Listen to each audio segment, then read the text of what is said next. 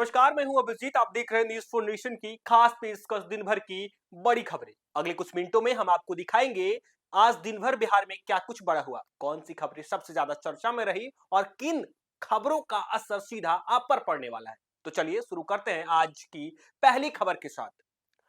पटना में तेज प्रताप यादव के दही चूड़ा भोज पर नेताओं की भीड़ रही। खुद लालू प्रसाद यादव, राज्यपाल आरिफ मोहम्मद खान, उप मुख्यमंत्री विजय कुमार सिन्हा, राष्ट्रीय जनता दल आरजेडी के अध्यक्ष और तेज प्रताप यादव के पिता लालू प्रसाद यादव भोज में शामिल हुए और बेटे को आशीर्वाद दिया। उन्होंने कहा कि उनसे कोई नाराजगी नहीं है और पर्व को मिलकर ही मनाना चाहिए। तो ये दूसरी बड़ी खबर है। मकर संक्रांति के अवसर पर जदयू द्वारा बड़ा भोज आयोजन किया गया। आपको बता दें कि आज मकर संक्रांति का त्योहार है और देखिए किस तरीके से बिहार के तमाम राजनीतिक दलों के द्वारा दही चूड़ा भोज का आयोजन किया गया था। सबसे बड़ी बात यह है कि आज जब जदयू के विधायक रत्नेश सद्दा के द्वारा आज दही चूड़ा भोज का आयोजन किया गया, इस कार्यक्रम में बिहार के मुख्यमंत्री नीतीश कुमार भी शामिल हुए। इनके साथ जदयू विधायक और तमाम जदयू के बड़े नेता इस कार्यक्रम में मौजूद रहे। हालांकि कहा यह जा रहा है कि जिससे यह आयोजन केवल पारंपरिक सामूहिक नहीं बल्कि राजनीतिक सामाजिक मेल मिलाप का भी मंच बना रहा। रत्नेश सद्दा हर साल की तरह इस साल भी चूड़ा दही का कार्यक्रम का आयोजन किए थे, लेकिन आज बिहार के मुख्यमंत्री नीतीश कुमार रत्नेश सद्दा के आवास पर जाते हैं और देखिए किस तरीके से इस आयोजन को और भी खास बना देते हैं। तो ये तीसरी सबसे बड़ी खबर है सुधा डेयरी को लेकर। सुधा डेयरी का बड़ा प्लान है। बिहार का सुधा डेयरी अब ग्लोबल ब्रांड बनने को लेकर देखिए किस तरीके से अब जो है तैयारी कर रही है। पशुपालकों को सालाना 3,000 करोड़ का भुगतान भी कर रहा है सुधा डेयरी। लेकिन अब बड़ी खबर यह है कि सुधा डेयरी सिर्फ बिहार में नहीं, बिहार के बाहर यानी बिहार से देश के साथ साथ अब विदेशों में भी सुधा डेयरी का प्रोडक्ट जो है वो मिलेगा। यानी अब विदेशों में की पहचान जो है वो सुधा डेयरी का जो उत्पाद है वो बनेगा। तो वही चौथी सबसे बड़ी खबर यह रही कि आज चूड़ा दही का आयोजन जो है भाजपा के प्रदेश कार्यालय यानी पटना में किया गया। आपको बता दें कि सबसे पहले तेज प्रताप यादव के घर दही चूड़ा भोज का आयोजन किया जाता है, तो दूसरी तरफ जदयू के विधायक पूर्व मंत्री रत्नेश सद्दा के आवास पर भी दही चूड़ा भोज का आयोजन किया जाता है। और अब देखिए किस तरीके से भारतीय जनता पार्टी पटना के प्रदेश कार्यालय में दही चूड़ा भोज का आयोजन किया गया और इस आयोजन में प्रदेश अध्यक्ष और दोनों उप मुख्यमंत्री विजय कुमार सिन्हा और सम्राट चौधरी देखिए किस तरीके से इस भोज में पहुंचे। प्रदेश अध्यक्ष के साथ मिलकर ये दोनों उप मुख्यमंत्री भी मौजूद रहे। नेताओं ने पार्टी कार्यकर्ताओं के साथ बैठकर दही चूड़ा, तिलकुट और भुंजा का स्वाद लिया। पर्व की की शुभकामना में दी और इस अवसर पर बड़ी संख्या में भाजपा के कार्यकर्ता और पदाधिकारी भी शामिल हुए। कार्यक्रम पूरी तरीके से सांस्कृतिक और सामाजिक सौहार्द के माहौल में संपन्न हुआ। तो पांचवी सबसे बड़ी खबर है बिहार के सरकारी दफ्तर के चक्कर से लोगों को अब मुक्ति मिलने वाली है।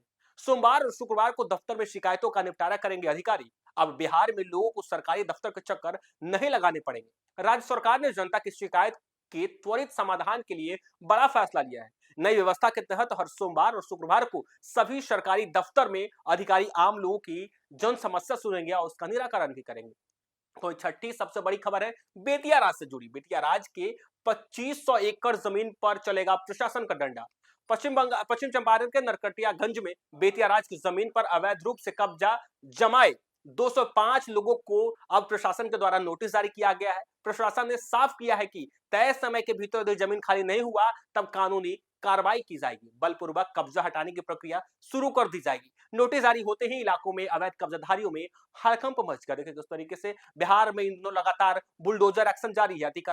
अतिक्रमण किए हुए सरकारी जमीन पर उस पर लगातार बुलडोजर चलाया जा रहा। तो ही अब बेतिया में देखिए किस तरीके से बेतिया महाराज की जो जमीन है उस पर जिस तरीके से अतिक्रमणकारी कब्जा किए हुए उस पर भी अब सरकार एक्शन लेने जा रही है।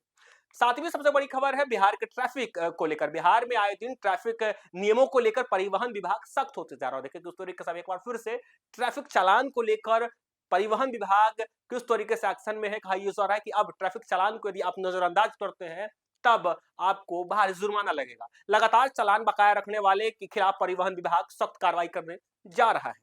नए प्रावधान के तहत यदि समय पर चालान का भुगतान नहीं किया गया तो वाहन का पंजीकरण प्रमाण पत्र आरसी रद्द किया जा सकता है। वहीं ड्राइविंग लाइसेंस को भी सस्पेंड किया जा सकता है।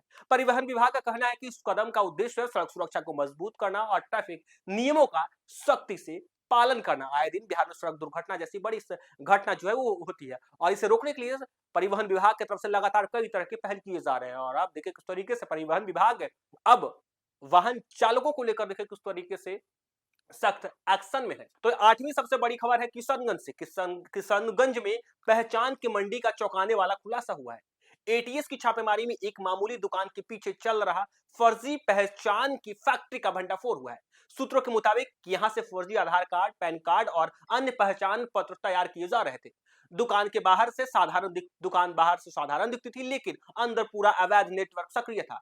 एटीएस की इस बड़ी कार्रवाई के बाद इलाके पे हड़कंप मच गया। जांच एजेंसियों अब यह पता लगाने में जुटी हुई कि इस नेटवर्क के तार कहां तक जुड़े थे। फिर 9वीं बड़ी खबर है बेगूसराय से। बेगूसराय में एसटीएफ ने बड़ी कार्रवाई करते हुए अवैध हथियार के साथ एक बड़े अपराधी गिरोह को दबोच लिया है। जानकारी के अनुसार एसटीएफ की टीम ने फॉर्च्यूनर गाड़ी के सफर कर रहे अपराधियों को घेराबंदी कर पकड़ा, जिसके पास से अवैध हथियार और जिंदा कारतूस बरामद किए गए।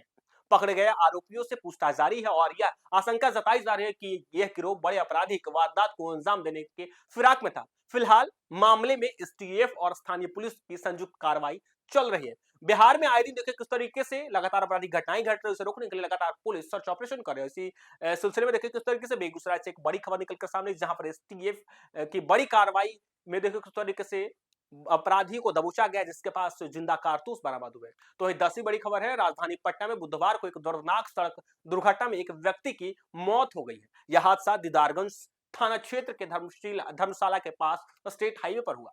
मृतक की पहचान हाजीपुर निवासी आलोक कुमार सिंह के रूप में की गई है। तो देखिए किस तरीके से आज न्यूज फोनेशन के खास बुलेटिन में इतना ही। आप देखते रहिए न्यूज फोनेशन।